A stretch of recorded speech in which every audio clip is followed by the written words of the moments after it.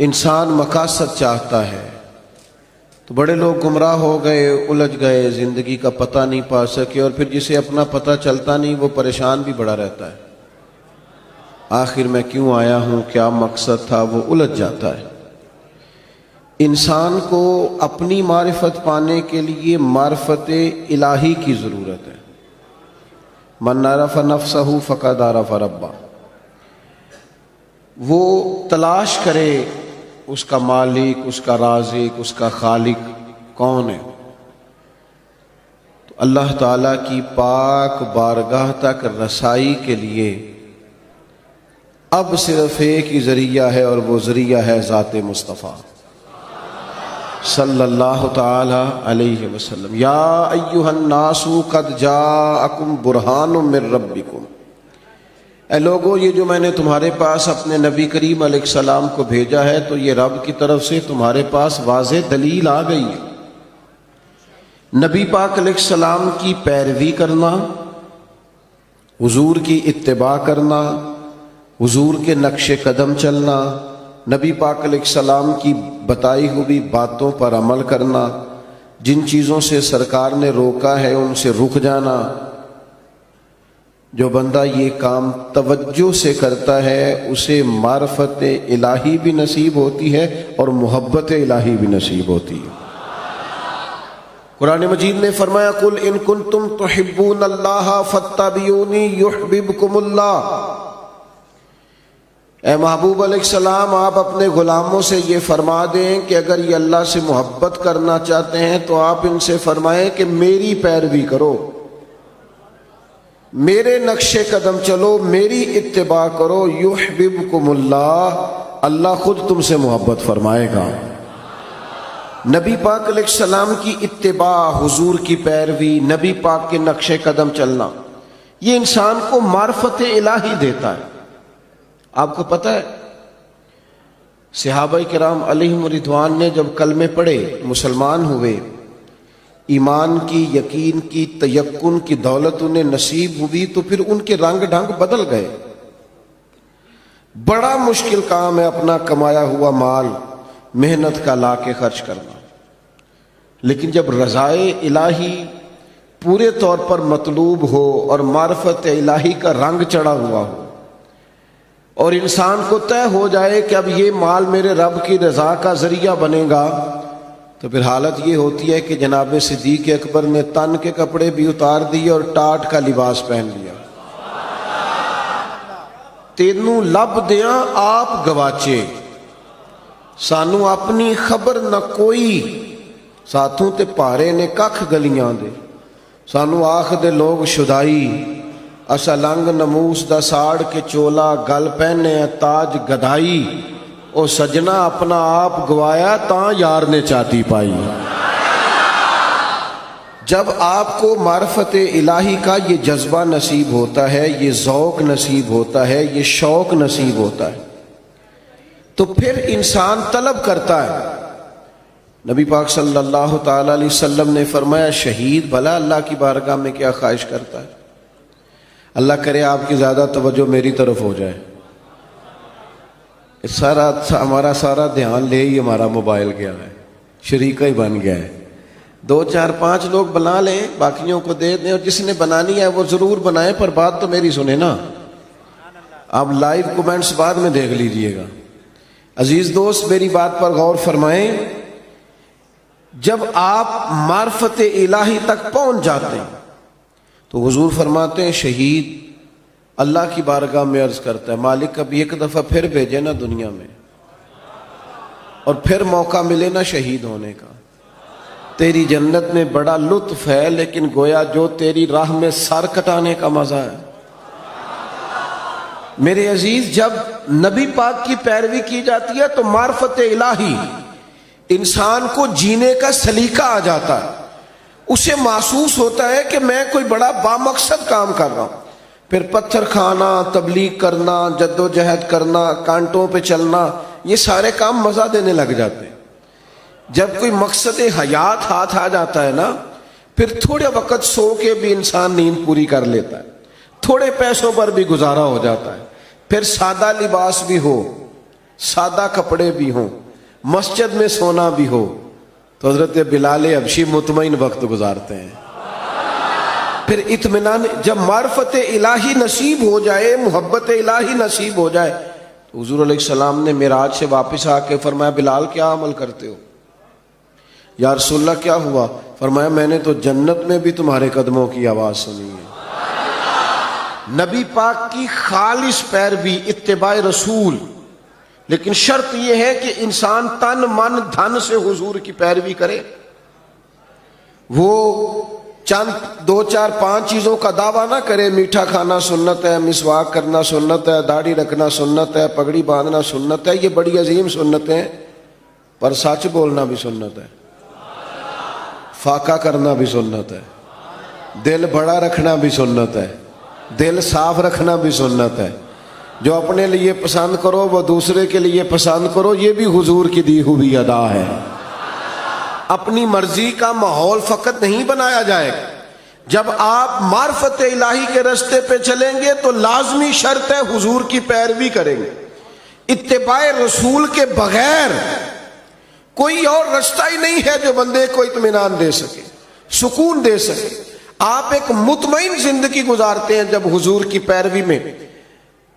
آپ دنیا میں دیکھ لیں، بہت زیادہ مہنگے کپڑے پہننے والے لوگوں سے ملاقاتیں کر لیں، بہت نئے جدید دور کا فیشن اوڑھنے والے لوگوں سے آپ مل لیں، وہ بیچارے بے چین ہی بڑے رہتے ہیں۔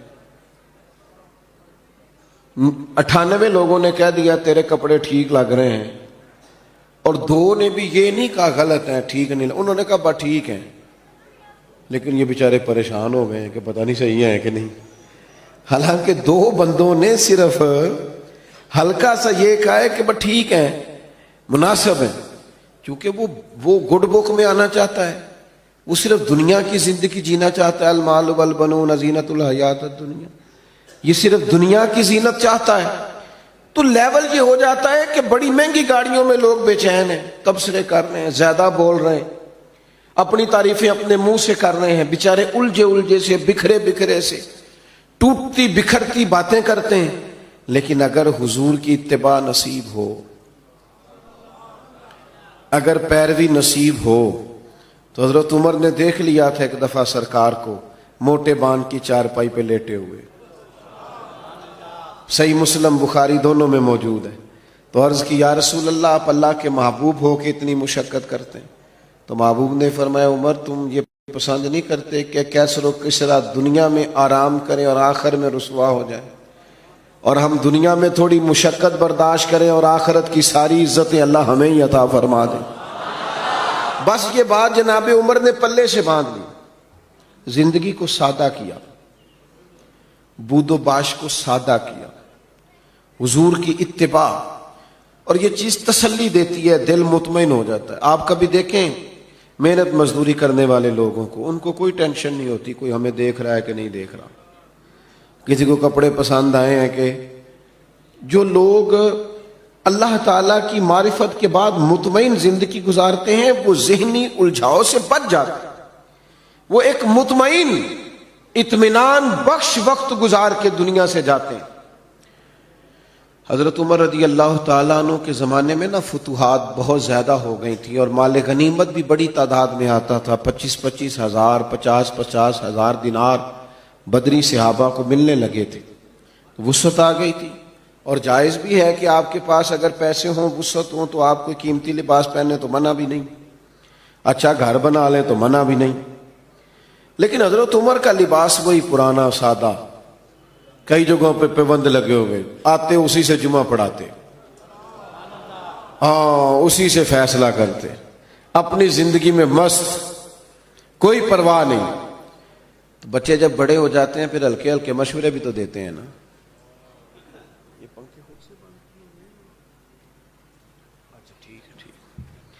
تو بچے ہلکے پھلکے مشورے بھی دیتے ہیں، ٹھیک ہے کوئی بات نہیں، سب رہنے دیں، سب ٹھیک ہے۔ تو کچھ لوگوں نے مشورہ دیا کہ اتنے بڑے لوگ جناب عمر سے ملنے آتے ہیں، وزیر مشیر اور کیا بات، اور وہی سادہ اور پھٹا پرانا اور پیوند لگا ہوا لباس۔ تو سب نے مشورہ کیا کہ حضرت عمر سے کہنا چلیں کرتا ہی نیا لے لیں، آپ کے پاس مال آتا ہے، آپ سارا بانٹ دیتے ہیں، حصہ تو آپ کو بھی ملتا ہے، آپ بانٹ دیتے ہیں، تو چلو تھوڑا سا حرج کیا ہے؟ تو سب نے مشورہ کیا کہ کہنا ہے حضرت عمر سے. تو ایک صحابی بولے، کہنے لگے کہنا تو ہے، پر وہ شعر بھی بتاؤ جو عمر سے بات کرے گا. وہ بندہ بھی تو بتاؤ نا بھائی جو عمر فاروق سے بات کرے. تو لوگوں نے کہا ایک بندہ ہے نا جس کی عمر بات ٹالتے نہیں. کہا وہ کون ہے؟ کہا مولا علی شیر خدا. حضرت عمر ان کی بات نہیں ٹالتے. لوگوں نے حضرت علی شیر خدا کی خدمت میں عرض کی کہ حضور آپ کہیے نا جناب عمر سے کہ اب حالات بدل گئے ہیں، لوگوں کے پاس وسعت آئی ہے. حضور علیہ السلام کے زمانہ مبارکہ میں ظاہری طور پر، ورنہ تو بڑی وسعت تھی، ظاہراً اتنی وسعت نہ تھی. جناب صدیق اکبر کا زمانہ بھی کچھ ایسا ہی تھا. تو اب تو بڑا مال غنیمت آتا ہے اور حالات اور کے اور ہیں، تو حرج کیا ہے اگر نیا کرتا لے لیا جائے؟ تو حضرت علی کہنے لگے بالکل تمہاری بات ٹھیک ہے. توجہ ہے نا آپ کی؟ اور عمر سے کہنا بھی چاہیے. پر فرمانے لگے یہ بھی مجھے پتہ ہے میں کہوں گا تو وہ مان لیں گے، پر یہ تمہیں بتاؤں میں نے کوئی نہیں کہنا، میں نہیں کہوں گا، کیونکہ میں عمر کی طبیعت کو جانتا ہوں. کہا پھر کیا کریں؟ فرمایا سیدہ عائشہ صدیقہ سے کہو، وہ ماں ہے نا مومنوں کی، حق رکھتی ہیں نا. لوگوں نے یہ سارا مدعا جناب عائشہ صدیقہ سے بیان کیا. بلایا جناب عمر، دوڑے حاضر ہوئے. اماں جی حکم ہو. پردے کے پیچھے بیٹھ گئے. فرمایا عمر اب اللہ نے وسعت کر دی ہے، مال آ گیا ہے، گنجائش آ گئی، تو آپ نیا کرتا لے لے، کیا حرج ہے؟ تو حضرت فاروق اعظم چپ کر گئے. بزرگوں کے سامنے جو منصب کے لحاظ سے بزرگ ہوں، بڑے ہوں، ان کے سامنے زیادہ باتیں نہیں کرنی چاہیے. حضرت عمر چپ کر گئے. کہا اماں جی آپ حکم کریں، شام سے پہلے کرتا بدل لوں گا. لیکن فرمانے لگے ایک بات کرنے کی اجازت ہے، ایک بات کہنے کی اجازت ہے. کہا کہیے. توجہ ہے آپ کی میری طرف؟ تو حضرت عمر فرمانے لگے اماں جی یہ جو میں نے کرتا پہنا ہے نا، حضور کے زمانے میں بھی میں اسی طرح پہنتا تھا، حضرت صدیق کے زمانے میں بھی اسی طرح پہنتا تھا. میرا دل کرتا ہے میں اسی طرح رہوں جو میرا رنگ حضور کے دور میں تھا. میں اس میں بڑا راضی ہوں، بڑا مطمئن ہوں، یہی میرا طریقہ ہے. بس جناب عمر نے بات کی تو جواب کوئی نہیں آیا. تھوڑی دیر کے بعد جناب عائشہ صدیقہ کے رونے کی آواز آئی اور جناب عمر فاروق سے فرمانے لگی آپ جائیے، جو صحابہ نے فرمایا تھا وہ بھی ٹھیک ہے، پر جو آپ کہہ رہے ہیں وہ تو بالکل ہی ٹھیک ہے. اس لیے کہ معرفت الہی، محبت الہی، توکل، صبر، شکر، قناعت، خودداری، عزت نفس پیدا کرتی انسان کو یہ چیزیں پیدا کرتی. اور یہ حاصل کیسے ہوتی ہے؟ فاتبعونی، حضور کی پیروی سے، نبی پاک کی غلامی سے، نبی پاک کے نقش قدم چلنے سے. ہم صرف اور صرف اس زندگی میں مطمئن رہ سکتے ہیں جو زندگی ہمیں مدینے والے محبوب نے عطا فرمائی. اگر ہم وہاں سے ہٹیں گے، اگر ہم وہاں سے چند قدم پیچھے ہٹیں گے، ہمارے لیے نقصان ہوگا. دیکھیے نا، عظیم سنت ہے نبی پاک کی اپنے دل کو صاف رکھنا، لیکن ہم نے بوجھ ہی بڑے بنائے ہوتے ہیں دل پہ. ایک بٹن ٹوٹ جائے نا، گلے کا ایک بٹن، تو محفل میں کسی کو بھی نہ پتا ہو تو جس کا ٹوٹا ہوتا ہے وہ بڑا پریشان ہوتا ہے، یار میرا بٹن ٹوٹا ہوا ہے. ایک تنکا صرف آپ کی داڑھی پہ لگ جائے نا، ایک بال چھوٹا سا، تو جب تک بندہ اتارنا نہ لے مطمئن نہیں ہوتا. ذرا سی یہاں مٹی لگی ہو تو سارے کہتے ہیں یار تیرے چہرے پہ مٹی لگی ہوئی ہے. آپ کئی بار آئینہ دیکھتے ہیں، پھر جا کے اطمینان حاصل ہوتا ہے. تو میرے بھائی یہ جو لوگ کہتے ہیں نا میں بے چین رہتا ہوں، بور بڑا ہوتا ہوں، تو ان کے دل پر بھی کوئی میل کچیل چڑھ گئی ہے. یہ باطن اگر اپنا صاف کر دیں گے نا، یہ چڑھ جاتی ہے میل کچیل. مجھے بتائیں، بندہ حسد کرے اور پھر سکون سے رہے یہ ہو سکتا ہے؟ دل میں بغض رکھے اور سکون سے رہے یہ ہو سکتا ہے؟ وہ تکبر کر رہا ہے، کسی کو حقیر جان رہا ہے، پھر سکون سے رہے، یہ ممکن ہے؟ جب ہم اپنی طبیعت پر، باطن پر بوجھ، میل کچیل چڑھا لیتے نقصان ہوتا ہے۔ جب دل پوری طرح صاف ہو گیا، پرواہ کوئی نہیں ہے، اللہ کے ہر بندے سے پیار ہے، ہر صحیح العقیدہ کی محبت ہے، ہر ایک کے بارے میں دل میں گنجائش ہے، پاک ہوئے تے پاک ہی ملدا ہی تے بنا پاکوں پاک نہیں ملدا، سارے جسم دے دھون دے نالوں اکو تولا ٹکڑا دل دا۔ آپ دل صاف رکھیں گے نا، دل صاف، یہ حضور کی عظیم سنت، یہ والی اتباع کریں گے نا نبی پاک کی، آپ بڑی ہلکی پھلکی زندگی گزاریں گے، آپ کو مطمئن ہوگا کہ آپ الجھے ہوئے نہیں۔ آپ دیکھیے نا، ترمذی میں حدیث ہے، حضور علیہ الصلوۃ والسلام نے فرمایا، اے انس، اے میرے بیٹے، آپ سے ہو سکے تو صبح اس حال میں کیجئے گا کہ آپ کے دل میں کسی کا بغض نہ ہو۔ اور حضور فرمانے لگے، یہ میری سنت ہے، دل میں بغض نہ رکھنا، یہ میری، بولیے، یہ میری سنت ہے۔ اور میرے عزیز، دل میں صفائی، ستھرائی، صحابہ فرماتے ہیں، حضرت عبداللہ ابن عمر فرماتے ہیں، ہم ایک دن نا حضور کی بارگاہ میں بیٹھے تھے، 2-3 لوگ، دروازے پہ دستک ہوئی تو نبی کریم نے فرمایا، دروازہ کھولو، جو بندہ دروازے پہ آیا جنتی ہے۔ کہتے ہیں ہمارا تو رشک سے حال ہی کوئی نہیں تھا جسے حضور نے جنتی کہہ دیا۔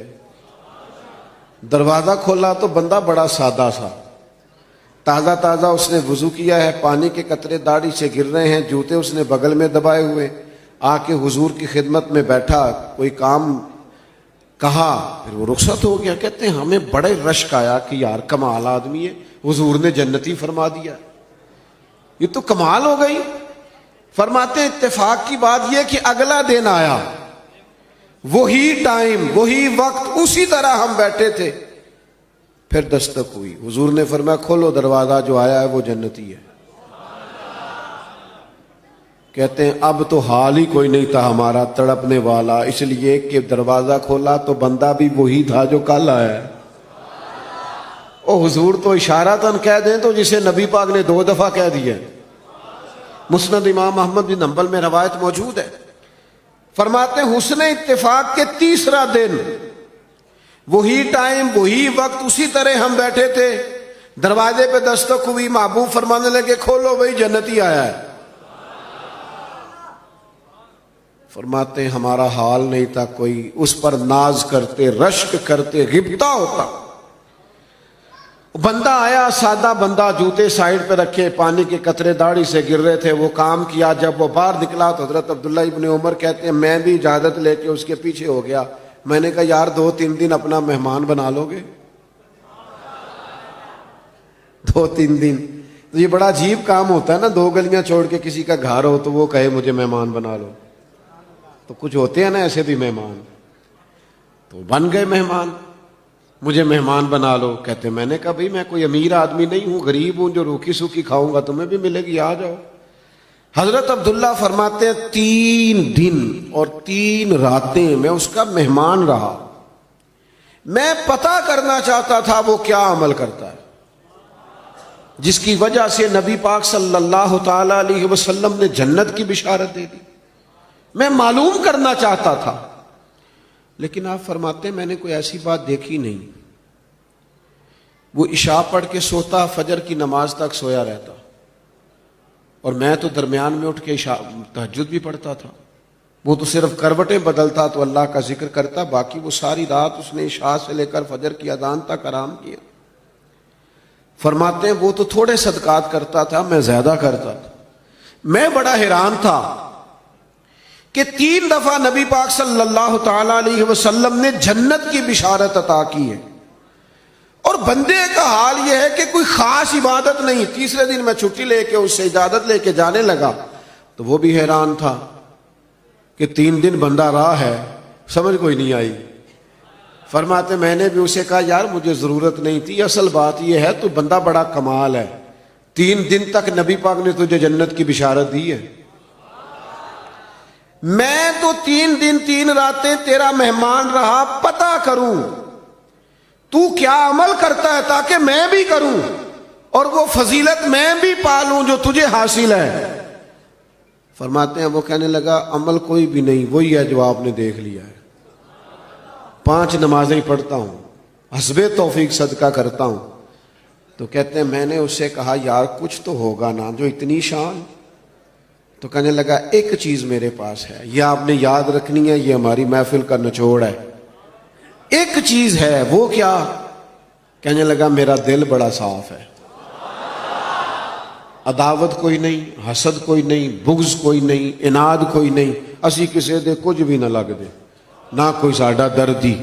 ہم نے کوئی رٹا نہیں، کوئی کسی سے تنازع نہیں. اس نے مجھے سلوٹ کیوں نہیں کیا، فلانے نے سلام کو نہیں کیا، فلانے میرے وہ بچے کے دن رکھنے تھے مجھے بلایا کیوں نہیں، فلانے نے مشورہ کیوں نہیں کیا، منگنی پہ کیوں نہیں بلایا، ایک بندہ کیوں بلایا.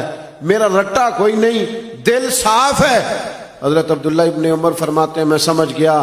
میں نے کہا تیرا دل صاف ہے نا، تو پھر مدینے والے محبوب نے بھی 3 دفعہ جنت کی بشارت عطا فرمائی.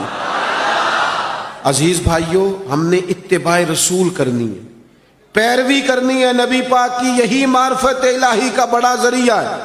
سادہ زندگی گزارنی ہے، دلوں کو صاف رکھنا ہے، اپنے معاملات کو پوری طور پر اللہ کے سپرد کرنا ہے. باتیں زیادہ ہو نہیں سکتی، وقت کے دامن میں اتنی گنجائش نہیں سمیٹنے لگا ہوں. ایک بات میں نے ضرور کرنی ہے، آپ اتنی محبت سے دوست جمع ہوئے ہیں، چلے اللہ نے کبھی پھر موقع بنایا تو کسی کھلی جگہ پہ بیٹھیں گے انشاءاللہ تعالی. اب جو پیچھے ہیں وہ زیادہ پریشان ہیں، ان کو موقع نہیں مل رہا. ایک بات ضرور آپ سے عرض کرنی ہے، دلوں پہ جو بوجھ ہوں گے نا وہ ہمیں اپنوں سے دور کر دیں گے. غلطیاں ہو ہی جاتی ہیں. اچھا میں آپ کو بتاؤں، اپنوں کی غلطیوں کا ہمیں زیادہ پتہ اس لیے ہوتا ہے کہ ہم ان کے ساتھ جو زیادہ رہتے ہیں. انسان ہونے کے ناطے کمزوریاں دوسروں میں بھی ہوتی ہیں، پر وہ دور ہوتے ہیں تو ہمیں پتہ نہیں نہ ہوتا.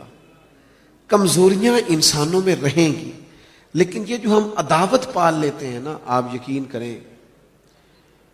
ایک بوڑھے بزرگ مجھ سے کہنے لگے پیر صاحب بچے لڑ کے لیدا لیدا ہوئے نے تے اسی میاں بیوی سب تو چھوٹے نالاں ہن چونکہ بھرا لڑے نے تے اسی دوجے دے گھر نہیں جا سکتے. تو کہتے بچوں کی ماں کا یہ حال ہے کہ وہ کھڑکی کھول کے بیٹھ جاتی ہے کہ میرے بچے گزریں گے تو میں انہیں دیکھ لوں. کھڑکی کھول کے بیٹھی رہتی ہے کہ میرا بڑا بیٹا گزرے گا تو میں دیکھوں گی. او یار اتنی عداوتیں، اتنی تکلیفیں. لوگ قبرستانوں میں نرے جنازے پڑھنے جاتے ہیں، صرف جنازہ، تاکہ لوگوں کو پتہ چلے میں آیا ہوں. ورنہ ہم نے دل سخت کر لی، طبیعتوں میں گھٹن ہے، ہمارے لہجے تلخ ہیں. ہم حضور کا میلاد منانے آئے ہیں اور نبی پاک کی غلامی. اتباع کا تو سبق یہ ہے کہ جو پتھر بھی مارے نا طائف والوں نے اور تکلیف بھی دی، تو صحابی نے کہا حضور کرے نا دعا یہ تباہ ہو جائیں. تو فرمایا دعا نہیں کرنی ان کی تباہی کی، اس لیے کہ یہ نہیں مانتے تو ان کی آنے والی نسلیں مان جائیں گی. دل کو سخت نہیں کیا اپنے دل میں. لوگوں کے مکے والوں نے کیا کچھ نہیں کیا، پر ایک دفعہ معافی مانگی، محبوب نے کئی دفعہ معاف فرمایا. تو میرے عزیز اتباع رسول اصل ہے، اور اتباع رسول میں 2 چیزیں بنیادی ہیں، ایک سادہ رہیں اور ایک دل کو صاف رکھیں. یہ 2 کام اگر کریں گے زندگی بڑی ٹھنڈی محسوس ہوگی، معیاری محسوس ہوگی، آپ خود اپنے اندر خوبصورتی محسوس کریں گے. اللہ میری آپ کی حاضری قبول فرمائے.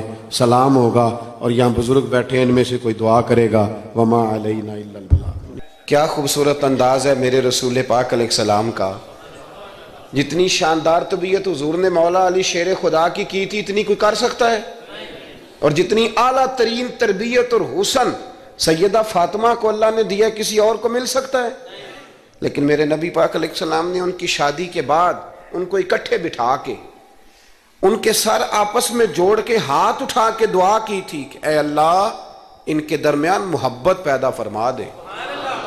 میاں بیوی کے درمیان جو سب سے اہم چیز ہے وہ محبت ہے.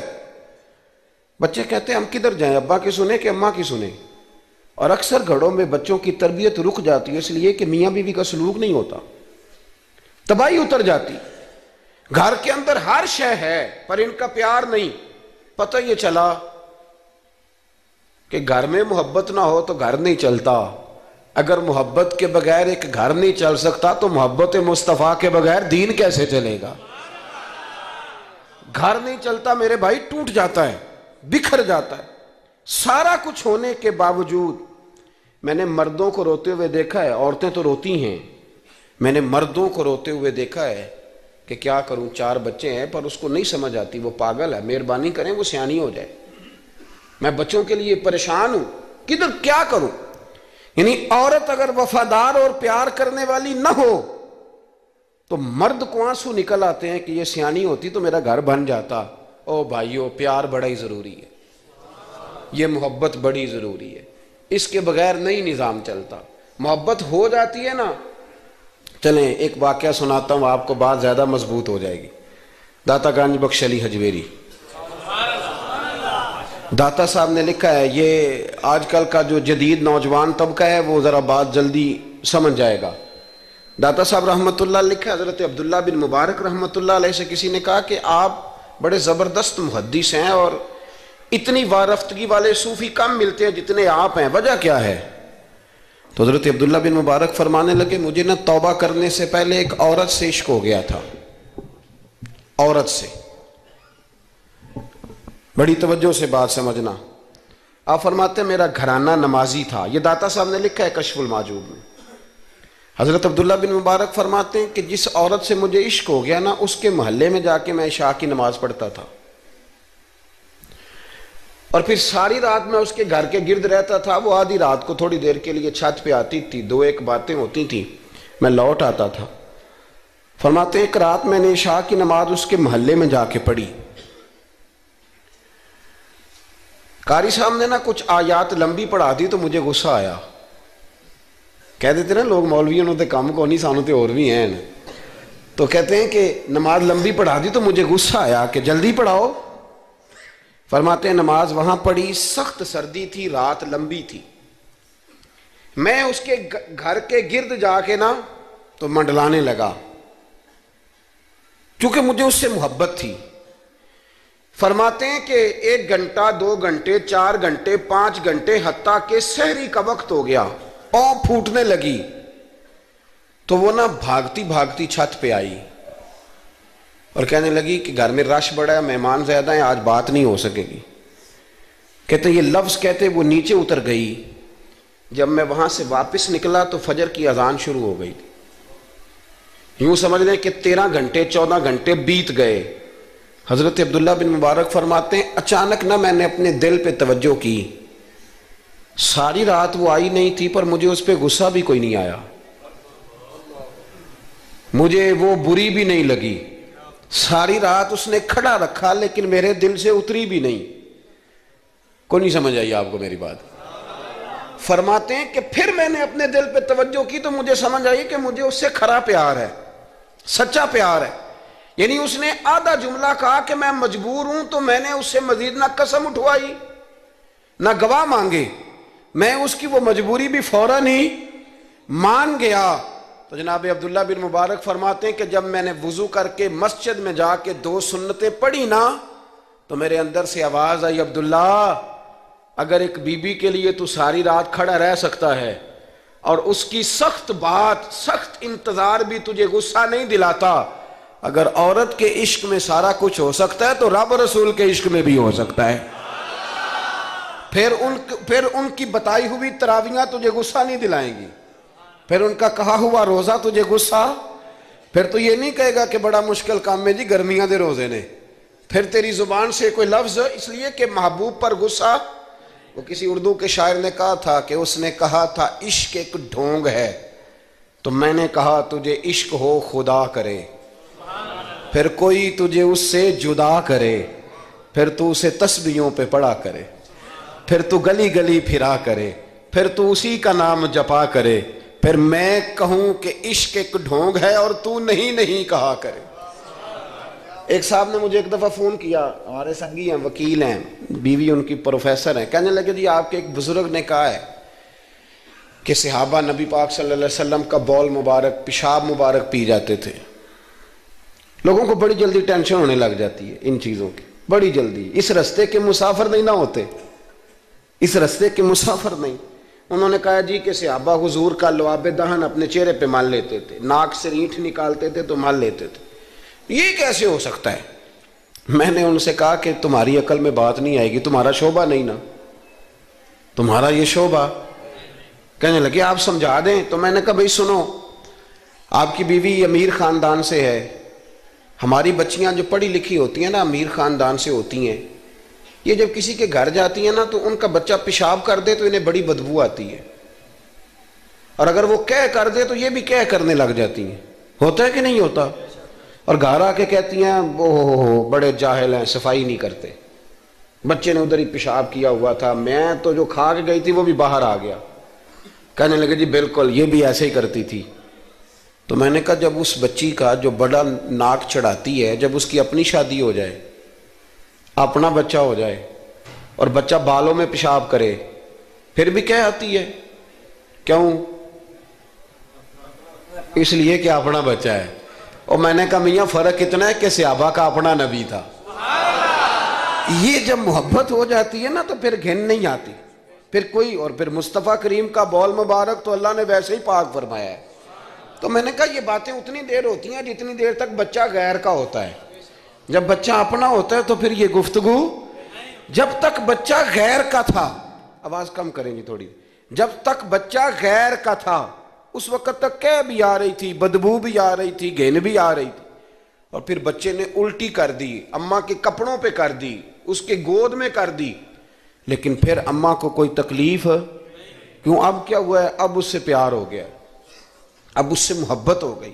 پھر بڑے بڑے سردار، یہ بخاری مسلم ہے، عروہ بن مسعود ثقفی ابھی غیر مسلم تھے، جب حدیبیہ کے مقام پہ آئے تو واپس جا کے انہوں نے پیغام مسلمانوں کو نہیں دیا، عالم کفر کو دیا، عالم کفر کو جا کے کہنے لگے کافرو، مسلمانوں سے کبھی جنگ نہ کرنا۔ کہا کیوں؟ کہنے لگے میں حدیبیہ میں دیکھ کے آیا ہوں، اور میں کوئی بے وقوف آدمی نہیں، نادان نہیں کہ دیکھ کے آیا ہوں تو مطمئن ہو گیا ہوں، میں نے بڑے بڑے بادشاہ دیکھے ہوئے ہیں، میں سفیر ہوں، میں نے دنیا دیکھی ہے، لیکن جو تعظیم مصطفیٰ کریم کے غلام ان کی کرتے ہیں وہ میں نے کسی کو کرتے نہیں دیکھا، وہ میں نے نہیں دیکھا۔ کہا کیا دیکھ آئے ہو؟ یہاں تو ہمارے یہاں درود و سلام پڑھنے والے بھی غریب غریب لوگ رہ گئے ہیں۔ سنیں جی، آپ باتیں نہ کریں، بڑی مہربانی میری بات سنیں۔ ہمارے یہاں تو میلاد کے جھنڈے اٹھانے والے بھی غریب غریب لوگ رہ گئے ہیں۔ ناراض تو نہیں ہو گئے آپ حضرات؟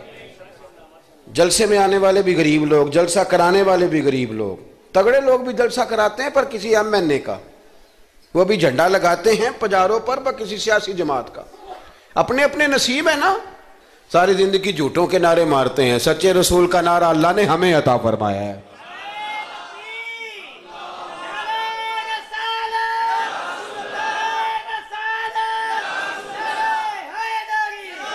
مقام توجہ، اللہ آپ کو دے۔ سنیں، عروہ بن مسعود کہنے لگے کہ ان سے جنگ نہ کرنا۔ کہا کیوں؟ کہنے لگے یار میں نے بھی زمانہ دیکھا ہے پر میں عجیب ہی نظام دیکھ کے آیا ہوں کہ نبی پاک صلی اللہ تعالی وسلم نے وضو کیا ہے، کلی کے لیے پانی منہ میں ڈالا، اور جب وہ پانی واپس نکلا ہے نا تو میں نے دیکھا ہے صحابہ نے ہاتھ آگے کر دیے۔ اور عروہ کہنے لگا یہ سارے غریب لوگ نہیں تھے، ان میں بلال حبشی جیسے غریب بھی تھے اور عبد الرحمن ابن عوف جیسے سیٹھ بھی تھے۔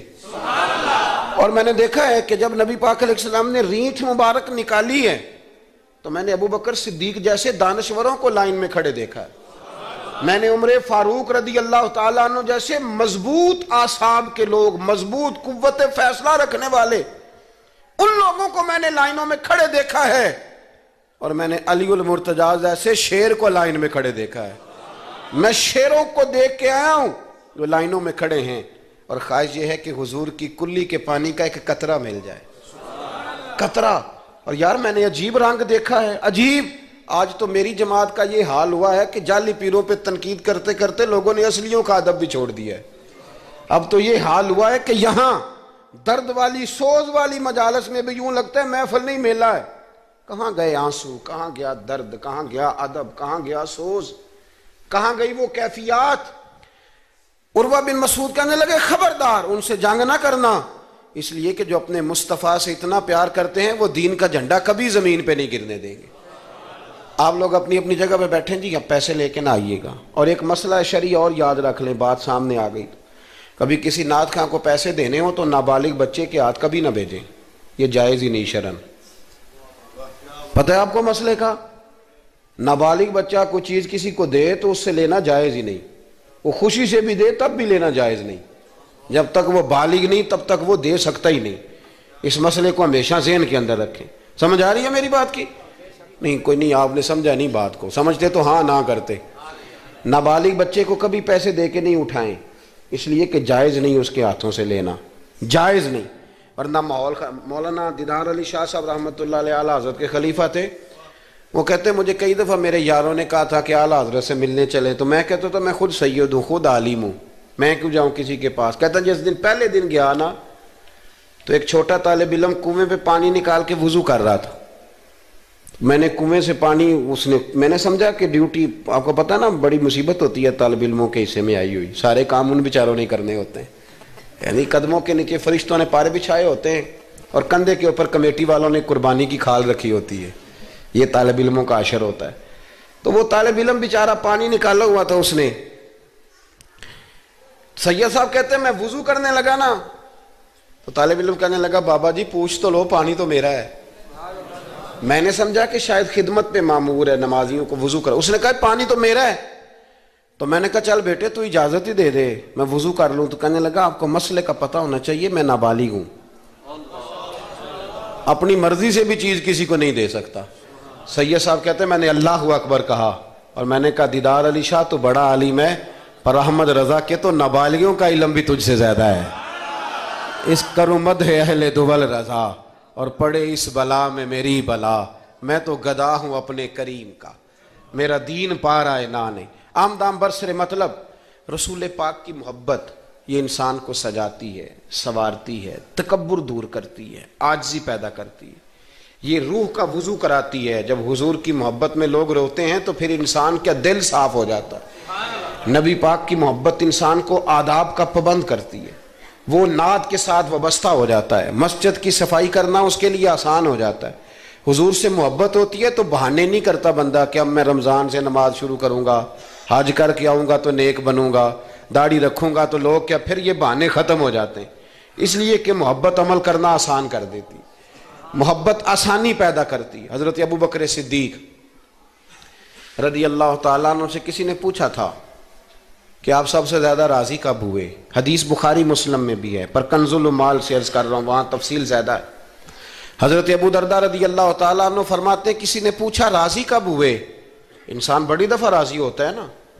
جب مسلمان ہوئے تھے تب بھی بڑے راضی ہوئے ہوں گے، جب اللہ نے بیٹا دیا تھا تب بھی بڑے راضی ہوئے ہوں گے، اور پھر اللہ نے انہیں امیر المومنین بنایا. یہ سارے وقت ہوتے ہیں نا خوشی کے. کہا راضی کب ہوئے؟ تو صدیق اکبر بیٹھ گئے. فرمانے لگا بتاتا ہوں. کہ بتائیے. فرمانے لگے اس دن بڑا ہی راضی ہوا تھا جس دن میں نبی پاک کو مکے سے مدینے لے کے جا رہا تھا صلی اللہ علیہ وسلم، میں بڑا راضی ہوا. کہا کس طرح؟ تو حضرت صدیق اکبر فرماتے ہیں جب ہم مکے سے مدینے جا رہے تھے تو گرمی زیادہ تھی. میں نے دیکھا کہ حضور کو پسینہ آ رہا ہے اور پسینے کے قطرے میں نے چہرے پر ٹپکتے دیکھے. فرماتے میں پریشان ہو گیا کہ کوئی ٹھنڈا سایہ ملے تو میں حضور کو تھوڑا آرام کراؤں. فرماتے ہیں دائیں بائیں دیکھا کوئی چیز نظر نہ آئی. ایک پہاڑ کی ڈھلان تھوڑی جھکی ہوئی تھی، میری نظر پڑی تو میں نے عرض کی یا رسول اللہ اگر اجازت دیں تو دیکھ آؤں. حضور نے فرمایا دیکھ لو. کہتے میں گیا اور اپنی پگڑی کھول کے میں نے اس جگہ کو صاف کیا. پھر میں نے وہاں اپنی چادر بچھائی، عرض کی حضور تھوڑی دیر آرام کر لیں. او بھائی یہاں لوگ کہتے ہیں تعلیمات کی بات کرو، نماز روزہ حج زکوٰۃ کی بات کرو، اور جب تک ذات سے پیار نہیں نہ ہوتا بندہ بات بھی نہیں مانتا. یہ محبت مصطفیٰ ہوگی تو سارے کام آسان ہو جائیں. عشق رسول صلی اللہ تعالی علیہ وسلم آسان کر دے گا جینا. اعلیٰ حضرت فرماتے ہیں عشق تیرے صدقے جلنے سے چھٹے سستے، جو آگ بجھا دے گی وہ آگ لگائی ہے. حضور صلی اللہ علیہ وسلم کے لیے میں دیکھ کے آیا سایہ. آپ فرماتے ہیں پھر میں نے عرض کی یا رسول اللہ صلی اللہ علیہ وسلم تھوڑی دیر آرام کریں. کہتے ہیں حضور لیٹ گئے تو میرے دل میں خیال آیا کہ کوئی ٹھنڈی چیز ملے نا تو مصطفیٰ کریم کو پیش کروں. کہتے ہیں دائیں بائیں دیکھا تو ایک چرواہا بکریاں چرا رہا تھا. اس سے میں نے کہا کہ دودھ دے دو گے تھوڑا سا؟ وہ کہنے لگا کہ اگر آپ ڈیرے پہ مانگتے تو 3 دینار، یہاں 4 دینار کا۔ آپ فرمانے لگے میں نے تو سوچا تھا تو بہت بڑی قیمت مانگے گا، صرف 4 دینار۔ کہتے ہیں اسی وقت دیا۔ میں نے اسے کہا کہ پانی کہاں ملے گا؟ ذرا دیکھنا، یہ صحابہ روایت کر رہے ہیں، محدثین قبول کر رہے ہیں، جرح و تعدیل کے بعد اپنی کتب میں لا رہے ہیں، اس کا مطلب ہے یہ بھی دین کی اصل ہے، اس کا مطلب ہے یہی بنیادی دین ہے جو ہمارے محدثین نے ہم تک پہنچایا۔ میرے رسول کریم علیہ السلام کے غلاموں، حضرت ابوبکر صدیق رضی اللہ تعالیٰ عنہ کہتے ہیں میں نے کہا کہ پانی کہاں ملے گا؟ وہ کہنے لگا پانی بڑی دور ہے۔ میں نے کہا کتنی دور ہے؟ کہنے لگے وہ پہاڑ کے پیچھے۔ میں نے کہا سفر نہ بتا، بس تو رستہ بتا۔ اس لیے کہ جب عشق سکھاتا ہے آداب خود آگاہی، پھر کھلتے ہیں غلاموں پہ اسرار شہنشاہی۔ بتا جانا کہاں ہے؟ حضرت ابوبکر صدیق رضی اللہ تعالیٰ عنہ کہتے ہیں اس نے کہا پہاڑی کے پیچھے کنواں ہے۔ آپ فرماتے میں دوڑا گیا، لکڑی کے پیالے میں، وہاں سے پہلے میں نے ہاتھ دھوئے، پھر میں نے پیالہ دھویا، پھر پانی بھرا، پھر میں تیزی سے واپس آیا۔ آ کر کے میں نے اس چرواہے سے کہا یار اس طرح کرو، پہلے اپنے ہاتھ دھو لو، پھر بکری کے تھن دھو لو، پھر مجھے دودھ دھو دو۔ کہتے مجھے کہنے لگا بڑے صاف ستھرے لگتے ہو، بڑے نفیس ہو۔ اور میں نے کہا یار میری بات نہیں، جن کے لیے لے کے جانے انہیں اللہ نے بڑا پاک صاف پیدا فرمایا، جن کے لیے لے کے جانے ان کی بڑی شان ہے۔ جناب ابوبکر صدیق فرماتے ہیں اس نے مجھے کہا تو خود ہی دھو لے۔ فرماتے ہیں میں نے پہلے بکری کے تھن دھوئے، پھر دودھ دھویا، شدید گرمی، پھر وہ پیالہ لے کے میں کنویں پہ گیا، پھر وہاں سے پانی نکالا، پھر میں نے اس کو رکھ کے پیالے کو اس پانی میں ٹھنڈا کیا۔ جب دودھ ٹھنڈا ہو گیا تو میں اب آ رہا ہوں، آہستہ آہستہ اس لیے چل رہا ہوں کہ دودھ گر نہ جائے، اور پریشان اس بات میں ہوں کہ دیر ہو گئی تو دوبارہ گرم نہ ہو جائے۔ آپ فرماتے ہیں لا کے میں محبوب کی بارگاہ میں حاضر ہوا تو حضور کی آنکھ مبارک لگی ہوئی تھی۔ اب دل میں خیال آیا جگا میں سکتا نہیں، اور اگر حضور دیر سے اٹھے تو پھر گرم ہو جائے گا۔ کہتے ابھی میں کھڑا ہوا ہی تھا کہ میرے مصطفیٰ نے آنکھیں کھول دی، رسول کریم علیہ السلام نے آنکھیں کھولی۔ حضرت ابوبکر صدیق فرماتے ہیں گھٹنوں کے بل بیٹھ کر جب میں نے وہ دودھ کا پیالہ مصطفیٰ کو پیش کیا، اس پردیس میں، اس سفر میں، جب دائیں بائیں کوئی اور نہیں تھا، جب وہ میں نے پیش کیا نا، حضور نے پہلے 3 گھونٹ پیے۔ فرمانے لگے ابو درداء جب وہ 3 گھونٹ پی کے میری طرف دیکھ کے حضور مسکرائے نا تو میں کھل کے رویا، میں کھل کے رویا۔ اور فرماتے ہیں جب نبی پاک نے وہ سارا دودھ پی لیا اور حضور نے فرمایا نا مجھے بڑا اچھا لگا ہے، تو فرماتے ابو درداء میں اس دن اتنا راضی ہوا، اتنا راضی ہوا کہ نہ اس سے پہلے کبھی ہوا تھا نہ اس کے بعد کبھی ہوا۔ ذات رسالت کے ساتھ صحابہ کا جو تعلق ہے نبی پاک کی ذات کے ساتھ، یہ نا عقل مند آدمی بیچارہ ساری زندگی بحث ہی کرتا رہتا ہے۔ میں نے دیکھیں ساری زندگی، حضرت ملا رومی فرمایا کرتے تھے اللہ نے لوگوں کو عقل دی ہے استعمال کرنے کے لیے، پر لوگ ساری زندگی عقل کے ہاتھوں استعمال ہوتے رہے۔ عقل مندوں کا مرشد بھی کوئی نہیں ہوتا، کئی میری طرح کے پڑھے لکھے ہوتے ہیں ان کا بھی پیر کوئی نہیں ہوتا، وہ خود ہی بہت بڑے پیر ہوتے ہیں، کوئی نہیں جس سے رہنمائی لے، اس لیے کہ وہ نفس اتنا موٹا ہو جاتا ہے کہ کسی جگہ نہ پیار کرنے دیتا ہے نہ محبت کرنے دیتا ہے، 4 پیسے آ جائیں تو اس آدمی کا بھی کوئی رہنما نہیں ہوتا، اس لیے کہ اب وہ خود سارا کچھ ہو جاتا ہے۔ بھائیو رسول پاک کے غلاموں نے جب مصطفیٰ کریم کی باری آئی تو عقل نبی پاک کے قدموں پہ قربان کر دی، پھر انہوں نے دائیں بائیں ادھر ادھر نہیں دیکھا، کبھی نہیں کوئی سوال کوئی جواب، کبھی ادھر ادھر نہیں گئے، سیدھا ذات رسالت کے ساتھ پیار۔ پڑھیے یہ روایت تو مشکات میں بھی ہے، طبرانی میں بھی ہے، صلح حدیبیہ کا معاہدہ لکھا جا رہا تھا۔ توجہ ہے میرے دوستوں، ہم ویسے ساری زندگی یہی سنتے رہے ہیں کہ الامر فوق الادب، حکم ادب پہ فوقیت رکھتا ہے، سنا یہی ہے، لیکن صلح حدیبیہ کا معاہدہ لکھا جا رہا تھا، لکھنے والے تھے مولا علی شیر خدا رضی اللہ تعالی عنہ، حضرت علی لکھ رہے تھے، حضور نے فرمایا لکھو، لکھا، حضرت علی نے پہلی عبارت لکھی تو لکھا محمد الرسول اللہ صلی اللہ علیہ وسلم، اور قریش مکہ کے درمیان معاہدہ، جب لکھا نا محمد الرسول اللہ صلی اللہ علیہ، تو ابو سفیان بول پڑے, کہنے لگے جی آپ محمد ابن عبداللہ لکھیں, کیونکہ ہم معاذ اللہ ہم رسول اللہ تو مانتے نہیں, یہ مان جائیں تو جھگڑا ختم. محمد ابن, حضور محمد ابن عبداللہ بھی ہیں نا, اور محمد رسول اللہ بھی ہیں. امام زرقانی کہتے ہیں نبی کریم علیہ الصلوۃ والسلام نے فوراً کہا حضرت علی سے, علی اس طرح کرو رسول اللہ کاٹ کے نہ تو ابن عبداللہ لکھ دو. حضرت مولا علی شیر خدا خاموش ہو گئے. سنا ہم نے یہی ہے ساری زندگی کہ حکم فوقیت رکھتا ہے, لیکن حضرت علی خاموش ہو گئے. حضور نے دوسری دفعہ کہا علی رسول اللہ کاٹ کے نہ تو محمد ابن عبداللہ لکھ دو. حضرت مولا علی شیر خدا خاموش ہیں. تیسری دفعہ جب حضور نے کہا تو امام زرقانی کہتے قلم نیچے رکھا حضرت علی نے, ہاتھ باندھے اور آنکھوں میں آنسو آ گئے. کہا یا رسول اللہ میں مجبور ہوں, مجھے رسول اللہ لکھنا تو آتا ہے پر کاٹنا نہیں آتا.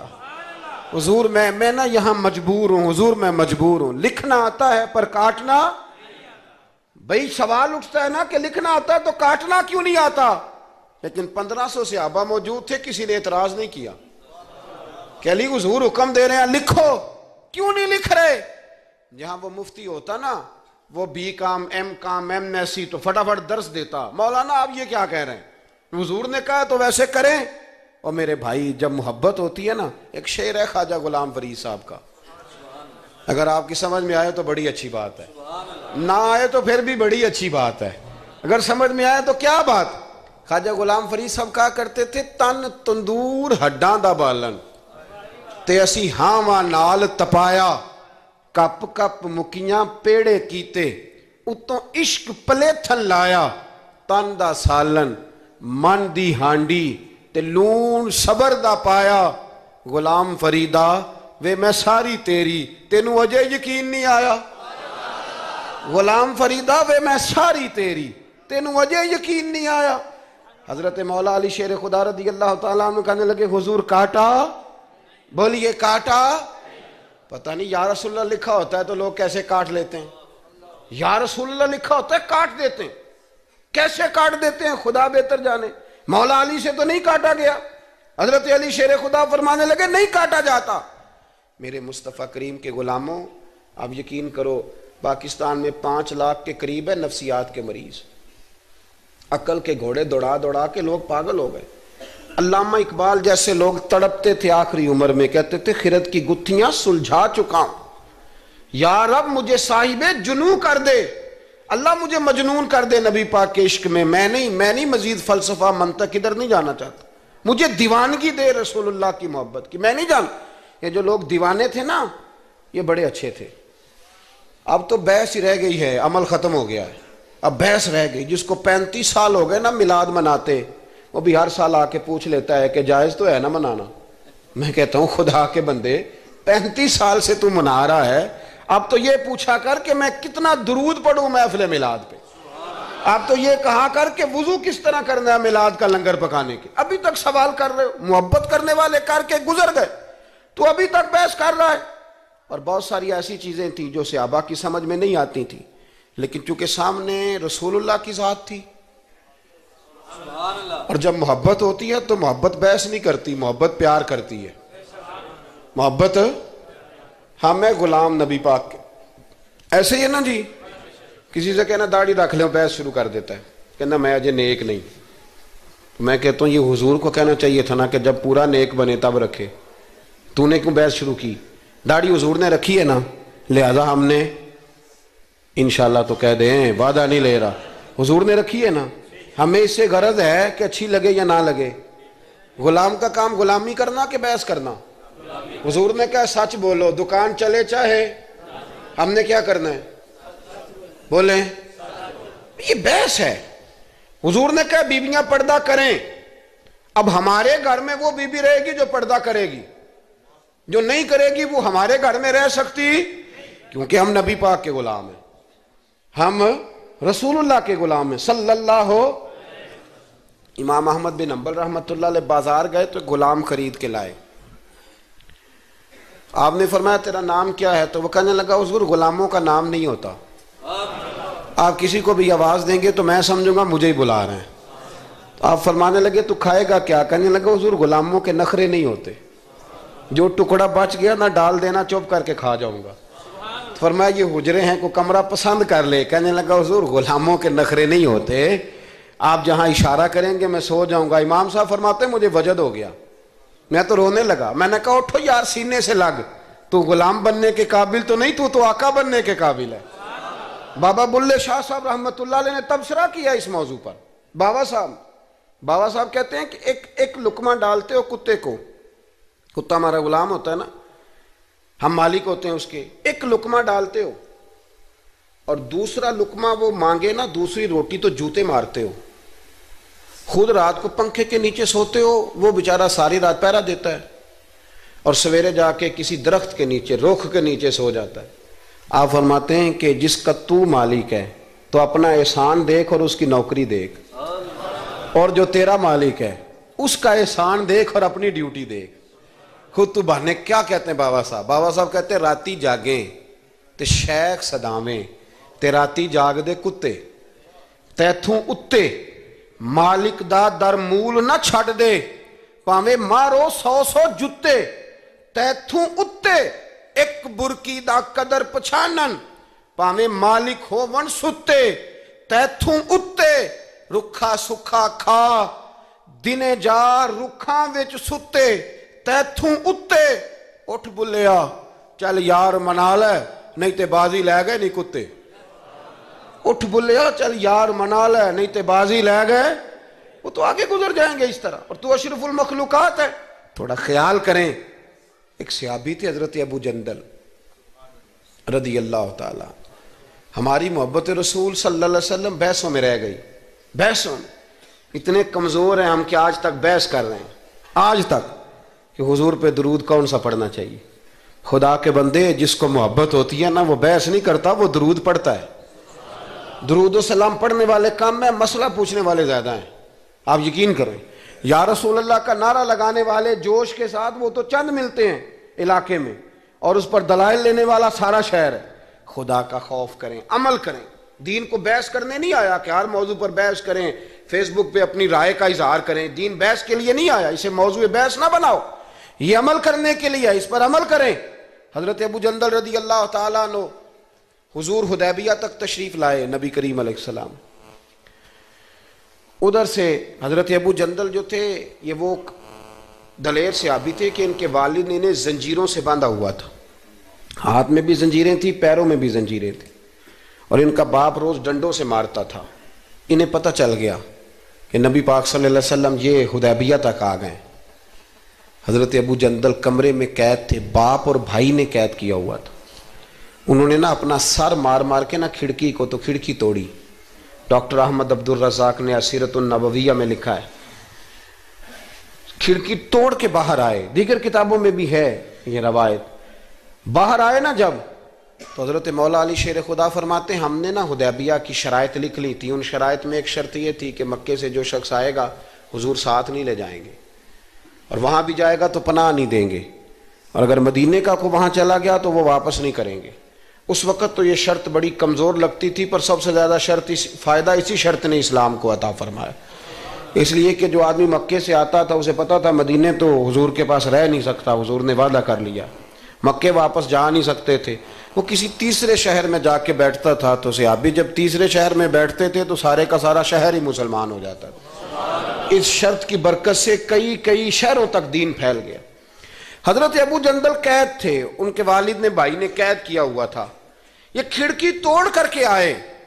میرے دوستو جب حدیبیہ میں پہنچے تو حضرت علی کہتے ہیں جس رستے سے یہ چل کے آئے تھے، چونکہ پیروں میں زنجیریں تھیں تو جہاں سے چل کے آ رہے تھے خون بہتا آ رہا تھا، خون بہتا آ رہا تھا۔ فرماتے ہیں آ کے حضور کے سامنے کھڑے ہوئے تو بڑے درد سے روئے، بڑے درد سے، یا رسول اللہ مجھے چھوڑ کے نہ جائیے گا، میرا باپ ڈنڈوں سے مارتا ہے، تو مجھے بتا باپ کبھی ایسے چھوڑ کے چلا جائے اور مرشد چھوڑ کے چلا جائے تو کچھ چیز باقی رہتی ہے، لیکن عشق جب سچا ہوتا ہے تو میں شروع میں کہہ چکا، پھر محبوب پہ غصہ نہیں آتا، پھر کوئی بات ایسی نہیں ہوتی جو دل میں رہ جائے۔ میرے کریم رسول صلی اللہ تعالی علیہ وسلم کے سامنے درد سے روئے، یا رسول اللہ چھوڑ کے نہ جائیے گا، حضور یہ دیکھیں میرا باپ مجھے ڈنڈوں سے مارتا ہے۔ حضرت علی کہتے ہیں کہ چونکہ معاہدہ طے ہو گیا تھا، ابھی دستخط نہیں ہوئے تھے، ہمارا دل کر رہا تھا کہ حضور اجازت دیں تو ہم ان کافروں کے پرخچے بکھیر دیں، اتنا بھی کوئی ظلم کرتا ہے؟ لیکن کہتے ہیں حضور اٹھے، حضرت ابو جندل کا سر محبوب نے اپنے کندھے پہ رکھا، جناب ابو جندل بھی کھل کے روئے، ایک باری میریاں اکھیاں چوں انہاں نے اتھرو پونجے سن، ہن تے چسکا پہ گیا رونے دا تے ہر ویلے آہو زاری دا۔ کہتے ہیں کھل کے روئے حضرت ابو جندل، کہا حضور مجھے چھوڑ کے نہ جائیے گا۔ جب وہ رو رہے تھے تو ابو سفیان اٹھے، کہا آپ نے وعدہ کر لیا، لے جا نہیں سکتے۔ ایک صحابی نے کہا بھی تو دستخط نہیں ہوئے، کہا نہیں پھر ہم توڑتے ہیں معاہدہ۔ سننا بات، غور کرنا، عقل کہاں تک انسان کو پریشان کرتی ہے اور محبت اسے کتنا سلیقہ سکھاتی ہے، کتنی اطاعت اور اتباع سکھاتی ہے۔ نبی کریم علیہ السلام نے نا حضرت ابو جندل کو تسلی دی، اور پھر حضور نے تھپکی دے کے نہ کندھے پہ فرمایا تیرا تھوڑا سا امتحان رہ گیا ہے۔ دل پہ ہاتھ رکھ کے بتانا کام بڑا مشکل ہے، تیرا تھوڑا سا امتحان رہ گیا ہے۔ جناب ابو جندل کو یہ کہہ کے حضور نے رخ انور پھیرا تو ان کے والد نے گریبان سے پکڑا، کھینچ کے لے گئے اور کہنے لگے ان کے ساتھ تم معاذ اللہ جانا چاہتا تھا جو تجھے لے کے نہیں گئے، ان کے ساتھ۔ جناب ابو جندل نے باپ کا ہاتھ جھٹکا، اٹھ کے کھڑے ہوئے، کہنے لگے زیادہ باتیں نہ کر، میرا تو ایمان پہلے سے زیادہ مضبوط ہو گیا ہے کہ میرا رسول وعدوں کا پکا ہے، میرا تو ایمان پہلے سے مضبوط ہو گیا۔ اور کیا شاندار لفظ لکھے ہیں ڈاکٹر صاحب نے۔ حضرت ابو جندل کہنے لگے ابا اب تو اس طرح کر، میری یہ زنجیریں کھول دے، ہاتھوں کی بھی کھول دے، پیروں کی بھی کھول دے، اور مجھے بتا میں نے کس کمرے میں قید ہونا ہے، تو بس بتا دے کہاں قید ہونا ہے۔ اب میں تیرا قیدی نہیں ہوں، اب میں محمد عربی کے حکم کا قیدی ہوں۔ جب تک رسول اللہ صلی اللہ علیہ وسلم کا نیا حکم نہیں آتا میں قید میں رہوں گا، اور میں خوشی کے ساتھ رہوں گا۔ جتنے کفار وہاں کھڑے تھے نا، جتنے کھڑے تھے، جتنے حضرت ابو جندل کے والد سمیت، وہ کہتے ہیں ہماری توجہ باقی معاملات سے ہٹ گئی اور جناب ابو جندل کی طرف چلی گئی۔ یہ بھی رنگ ہوتا ہے، یہ بھی۔ وہ کیا کہا تھا میاں صاحب نے؟